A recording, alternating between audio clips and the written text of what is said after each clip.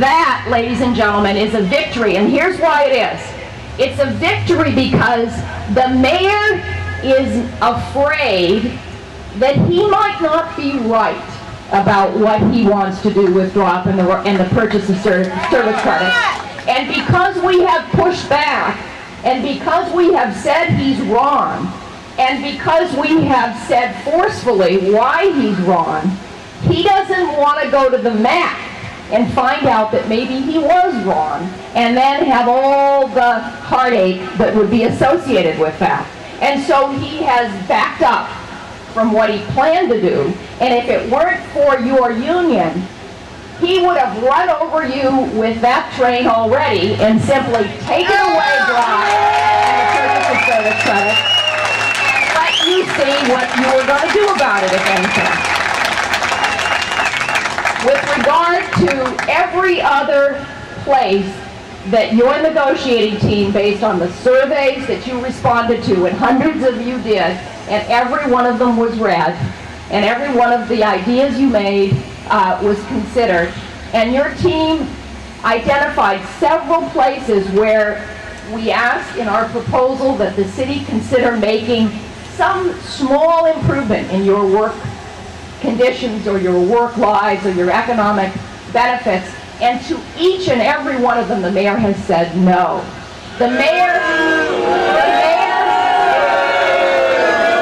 is not even looking for what is in the essence of good faith bargaining, which is supposed to be an effort, an earnest effort, the law says, to reach agreement, to find places of compromise and accommodation. The mayor is not looking for any one of those places of accommodation. He's not looking for any place where he could make you feel that he thinks you are a worthy member of the team and that you are a valuable member of this municipal corporation.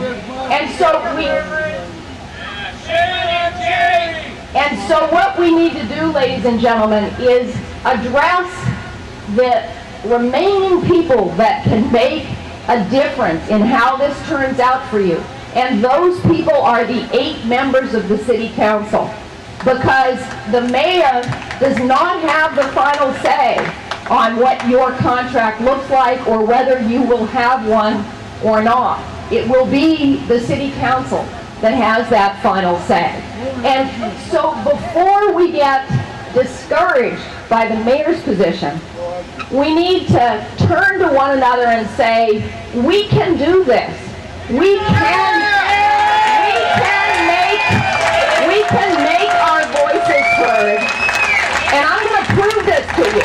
I'm going to prove this to you.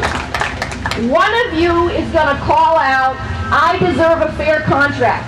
One of you. You, sir. And now 10 of you call out, I deserve a fair contract. One voice can barely be heard, and the 10 voices can be drowned out by the din of all the people out there that are so quick to criticize and yet know nothing or little, if anything, about who you are and what you do for this city and in your communities. Only when all the voices speak at once, which is what your union is. It isn't me, and it isn't anyone else. It's all of you. That is what your union is. And if it weren't, and you have to remember this, ladies and gentlemen, if it weren't for the fact that you are in a union, imagine in the last 5 years particularly. First of all, you probably don't even remember going back 20 or 25 years. How many of the improvements that have gone on in your work life have been because you have had a union. We're all the same. We all as people, we take for granted what we have today. And we all take for granted so much of what we have that other people fought for us. But today, imagine if over the last few years, since Mr. Aguirre came into office, and began the tormenting of you and your unions, all for the purpose of weakening, if not eliminating them, and then having their way with you with no one in between, no one to stand up and say, this is wrong and we will not stand for it. If you didn't have your union, we would not have beat his ass in court.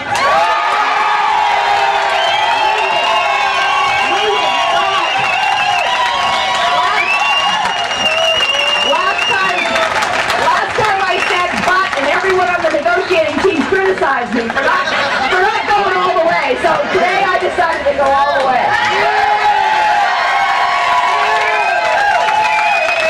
As you know, Mr. Aguirre says that he has not lost that pension litigation. Oh no, sir, he has not lost that pension litigation, even though the judgment has been entered against the city with a declaration that the city take nothing from its complaint.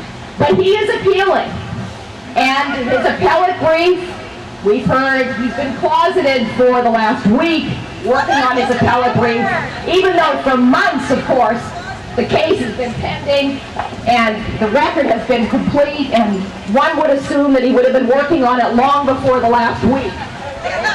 But in any event, his brief will be filed, and I will be leading the team to write your brief.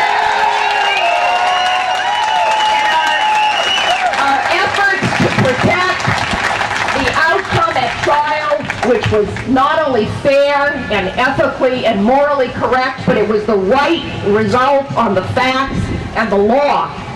I will be working tirelessly to protect the outcome on appeal on that case.